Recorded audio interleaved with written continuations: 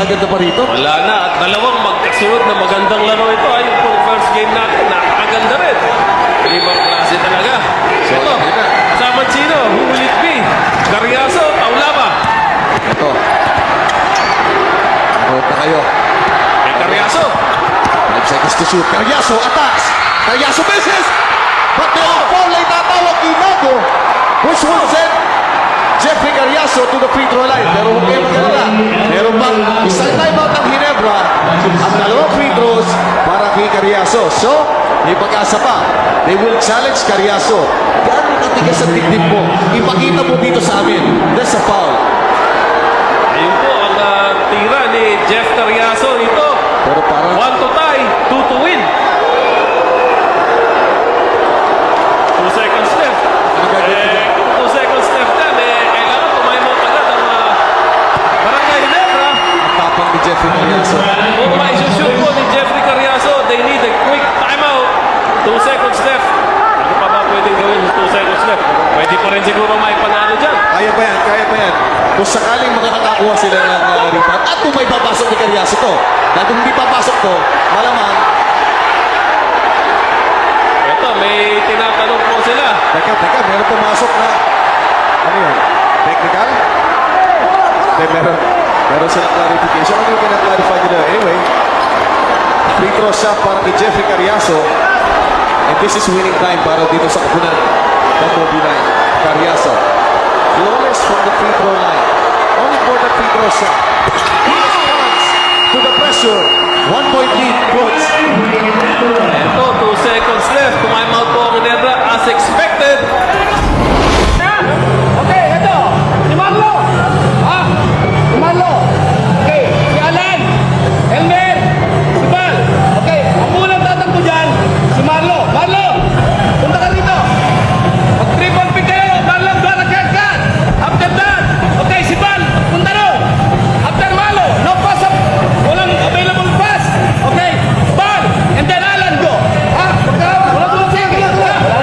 Doon ka sa kabila doon, ha? Para nasa right side ka. Okay.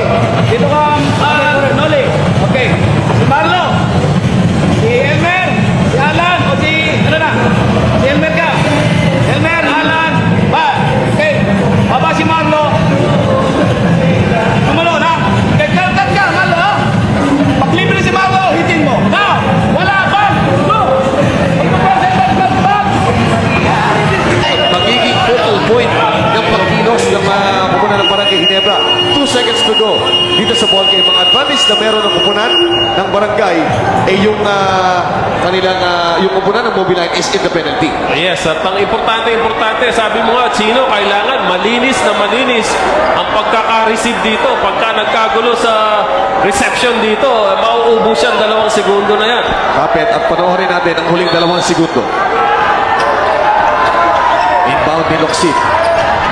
Para makita, Paldavid has it. Paldavid spins, fires.